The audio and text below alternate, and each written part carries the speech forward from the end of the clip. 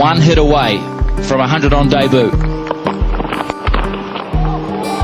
In walks Umar, Akmal, and there is 100, and it's in just 132 balls. He kisses the ground, and everyone here at the University Oval stands.